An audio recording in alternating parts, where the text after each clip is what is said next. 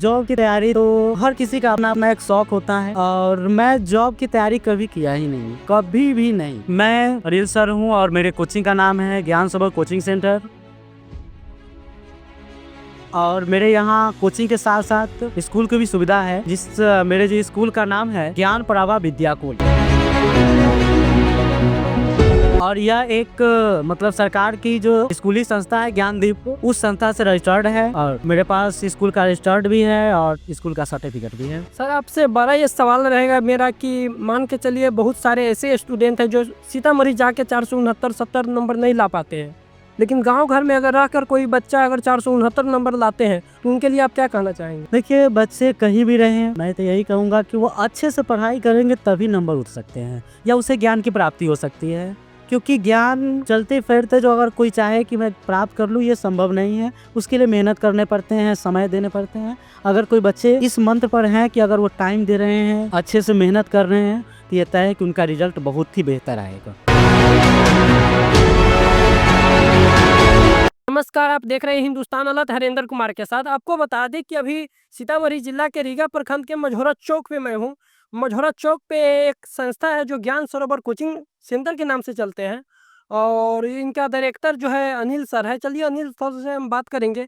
Sir, Hindustan alert में आपका स्वागत है। जी, आपका भी बहुत बहुत धन्यवाद। और आपके इस चैनल के जितने भी दर्शक हैं उन सभी को मेरा नमस्कार और बहुत भी धन्यवाद। सर, आप टीचर हैं या टीचर क्षेत्र में आपका आने का जो है रुचबा बताइए। देखिए, मैं हमेशा से जब से मैं पढ़ाई कर रहा हूँ, उस समय से मेरा यही इच्छा था कि मैं टीचर ही बनूं। मैं कभी मतलब पढ़ाई को किसी और माध्यम से पढ़ाई नहीं की। सर, आपका ये नहीं मन में है कि नहीं भाई हमको टीचर नहीं बनना है, चलिए हम जॉब की तैयारी करें? जॉब की तैयारी तो हर किसी का अपना अपना एक शौक होता है और मैं जॉब की तैयारी कभी किया ही नहीं, कभी भी नहीं। जॉब की तैयारी कभी नहीं की है। बहुत सारे युवा ऐसे होते हैं जो पढ़ लिख के कहते हैं कि नहीं भाई हमको जॉब करना है। हाँ, वो है, मतलब होना भी चाहिए। हर एक का अपना अपना शौक है और उनको ये तैयारी करना भी चाहिए जॉब का। लेकिन मैं हमेशा से टीचिंग के ही फील्ड में हूँ और मुझे ये टीचिंग करना इतना अच्छा लगता है। बच्चों से जुड़ा रहना, उनके भविष्य को बनाना मुझे बहुत अच्छा लगता तो सर, आप पूरा अपना कोचिंग का नाम बताइए। है। मैं अनिल सर हूँ और मेरे कोचिंग का नाम है ज्ञान सरोवर कोचिंग सेंटर। और मेरे यहाँ कोचिंग के साथ साथ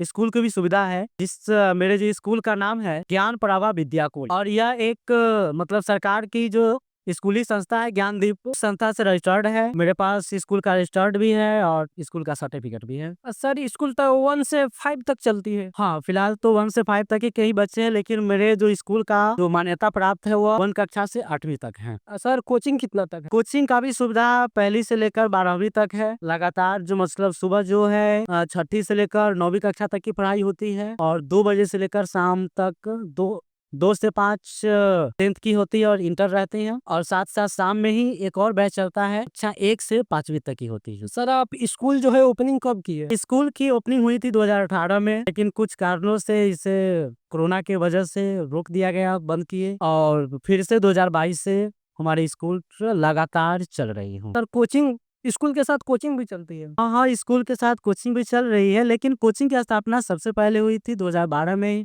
कोचिंग की स्थापना सुधीर सर ने की थी और उसके बाद कोचिंग तो लगातार चलती ही रही है और कोचिंग से ही हम लोगों ने स्कूल की स्थापना की है। तो सर, हमने सुना कि जो है 10th में आपके बहुत सारे ऐसे स्टूडेंट हैं जो टॉपर रह चुके हैं। हाँ, 2022 से मेरे बच्चे लगातार टॉप में जाते हैं, क्योंकि 2022 में 3 स्टूडेंट थे। नरेंद्र कुमार 469 नंबर, नवीन कुमार 411 नंबर और रुपेश कुमार 422 नंबर से पास किए थे। उसके बाद 2023 में हाईएस्ट जो थी एक लड़का था राजू कुमार 449, उसके बाद 425, 404, 396, 398 और उसके बाद फिर से 2024 में अगर रिजल्ट जो आई है उसमें हाईएस्ट मार्क 440 है नीरज कुमार का। उसके बाद एक लड़की है काजल कुमारी, उसकी 401 है। फिर से एक लड़का है गुलशन कुमार, उसका 407 है।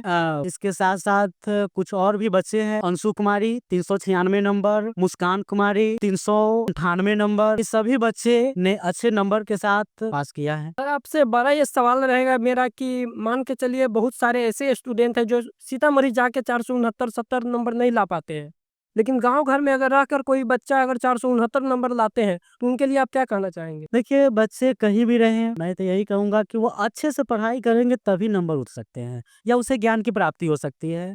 क्योंकि ज्ञान चलते-फिरते जो अगर कोई चाहे कि मैं प्राप्त कर लूँ, ये संभव नहीं है। उसके लिए मेहनत करने पड़ते हैं, समय देने पड़ते हैं। अगर कोई बच्चे इस मंत्र पर हैं कि अगर वो टाइम दे रहे हैं, अच्छे से मेहनत कर रहे हैं, ये तय है कि उनका रिजल्ट बहुत ही बेहतर आएगा। सर ऐसा तो नहीं है कि मान के चलिए गाँव घर में अगर 469 नंबर आता है, बहुत सारे ऐसे लोग भी होते हैं जो गाँव घर में बोलते हैं कि नहीं भाई इसको बोर्ड से सेटिंग है। नहीं, ऐसा नहीं करना चाहिए क्योंकि ये उनका एक व्यक्तिगत बात हो सकता है, विचार हो सकता है। मेरे संस्था का ऐसा कोई बात नहीं है। मैं मेहनत में भरोसा रखता हूँ और मेरे मेहनत और मेरे बच्चे का मेहनत यही दोनों मिलकर अच्छे उनका भविष्य भी है और अच्छे उनका रिजल्ट। सर जो 2025 में 17 फरवरी से जो मैट्रिक का एग्जाम होने वाला है, तो उनमें जो आपके कितने बच्चे हैं? इस बार 40 बच्चे हैं जिनमें 25 लड़कियां हैं और 15 लड़के हैं और वो सभी के सभी पूरी तरह से तैयार है अपने एग्जाम के लिए और 17 फरवरी से उनका एग्जाम शुरू होगा और वो अपीयर होंगे और अच्छे करके ही आएंगे। तो क्या आपको लगता है सर कि इस बार भी मेरे जो संस्था से टॉपर बच्चे आ सकते? भरोसा तो है इस बार का और गारंटी भी है कि इस बार भी बच्चे अच्छे करेंगे क्योंकि उनका मैं एग्जाम लिया हूं तो उसमें बच्चे अच्छा परफॉर्म करके गए हैं। मुझे भरोसा है कि वह जब यहाँ कर सकते तो वहाँ भी कर सकते हैं। सर अगर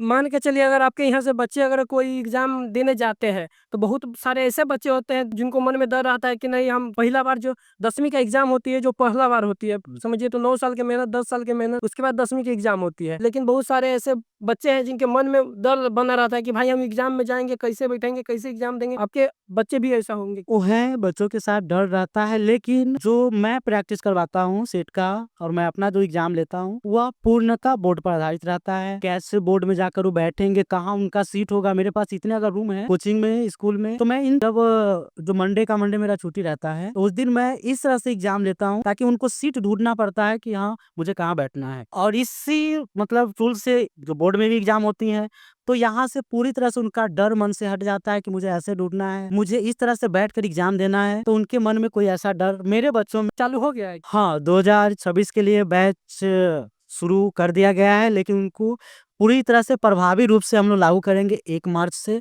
जब ये एग्जाम खत्म हो जाता है उसके बाद से 1 मार्च से मेरा जो 26 के लिए है 25 से 26 बैच मैट्रिक का उसके लिए पूरी तरह से तैयारी शुरू हो जाएगा। सर अगर जिन बच्चों को मन में होगा कि नहीं भाई हम भी टॉपर बने तो उन बच्चों को आप क्या कहना चाहेंगे? उन बच्चों को यही कहना चाहेंगे कि आप मेहनत कीजिए, जो टीचर का आदेश है और जो टीचर बोलते हैं करने के लिए, क्योंकि टीचर अनुभवी होते हैं, उनको एग्जाम का सिलेबस का अनुभव होता है, ये भी पता होता है कि लगभग कहाँ से बोर्ड का एग्जाम सेटिंग मतलब पूछे जाते हैं, बोर्ड कहाँ से कैसे क्वेश्चन रखते हैं, ये टीचर को पता रहता है और टीचर को ये चीज का मतलब पहले से भी वो सोच लेते हैं कि इस टाइप से क्वेश्चन बोर्ड अगर पूछता है तो हमें इस तरह की तैयारी कराना चाहिए और उसी तरह से हम यहाँ भी तैयारी भी करवाते हैं और अच्छे करके बच्चे मेरे जाते भी हैं। सर ये आपसे एक सवाल रहेगा मेरा कि मान के चलिए अगर बहुत सारे ऐसे बच्चे हैं जो कहते हैं कि नहीं भाई हमको गांव देहात में नहीं पढ़ना है, हमको सीतामढ़ी जाकर पढ़ना है, अगर वैसे बच्चे अगर आपके यहाँ आते हैं तो आप उनको किस तरह से पढ़ाइए? देखिए अगर बच्चे यहाँ पे आते हैं तो मेरा जो सिद्धांत है जो रूल्स है पढ़ाने का मैं उसी रूल से चलूंगा। हर एक शब्द हर एक टॉपिक को अच्छे से चर्चा करना, मतलब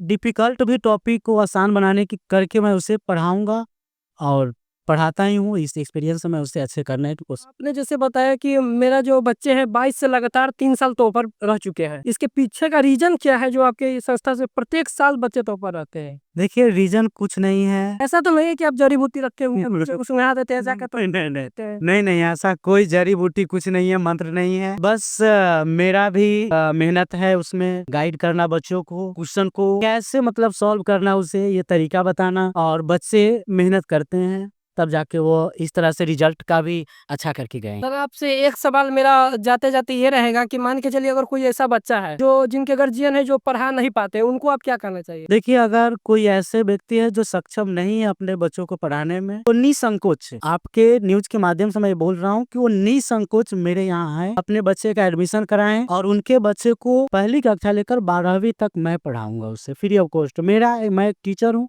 और मेरा ये कर्तव्य है कि मैं देश के अच्छे एक नागरिक को दे सकूं। अगर मैं इतना कर पाता हूं तो मेरा भी भविष्य मैं मानूंगा कि मैं अच्छा करके गया हूं, मैं इस समाज में एक अच्छा व्यक्ति देकर गया। सर आप ओपन कैमरा बोल रहे हैं कि बच्चों को फ्री में पढ़ाइए? जी अगर कोई ऐसे व्यक्ति है जो एकदम गरीब परिवार से सक्षम है वैसे बच्चे और साथ साथ जो गार्जियन अपने बच्चों को भेज देते होटल में काम करने के लिए जिसका उसका उम्र भी नहीं है वैसे बच्चे मेरे पास जरूर वो गार्जियन लेकर आए, मैं उनको पढ़ाऊंगा। मान के चलिए सर 18 साल से कम उम्र के बच्चे जो होते हैं उनको कहीं ना कहीं बच्चे होटल में धरा देते हैं, पढ़ाने में सक्षम नहीं रहते हैं, तो उनको आप फ्री ऑफ कॉस्ट पढ़ा सकते हैं। जी, अगर उनके गार्जियन असक्षम है तो मैं उस बच्चे के साथ हूँ। वो बच्चे अपने आप को ऐसा ना समझे कि मुझे शिक्षा नहीं मिल सकता, मैं शिक्षा से वंचित रह जाऊंगा।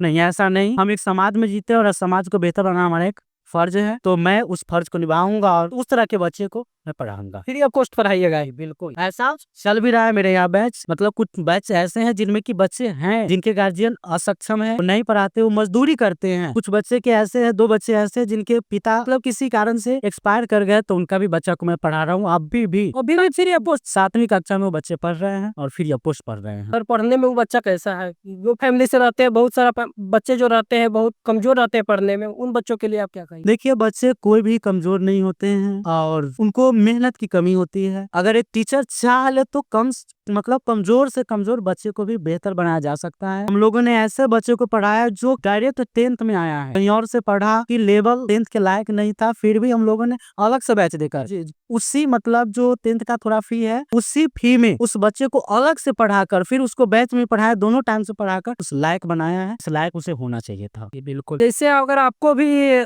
टॉपर बनना है सीतामढ़ी जिला में, तो आप एक बार ज्ञान सरोवर कोचिंग सेंटर जो है वहाँ पे आप आके संपर्क कीजिए, जो अनिल सर से जैसे बताए। इससे अगर आपको भी सपना है कि हम टॉपर बनी, बहुत सारे ऐसे बच्चे हैं जो सीतामढ़ी भी जाके टॉपर नहीं कर पाते हैं, अगर आप अनिल सर के पास आइएगा तो इस तरह से बच्चों को पढ़ाते हैं, इस तरह से मोटिवेट करते हैं, बच्चों को अपना कीमती समय देते हैं और बच्चों के ऊपर गाइडलाइन भी करते हैं। आपको भी टॉपर बनना है तो आइए आप एक बार ज्ञान सरोवर कोचिंग सेंटर में, और दीघा प्रखंड के मझौरा चौक पे आइए और अनिल सर से मिलिए। इतना के लिए जय हिंद।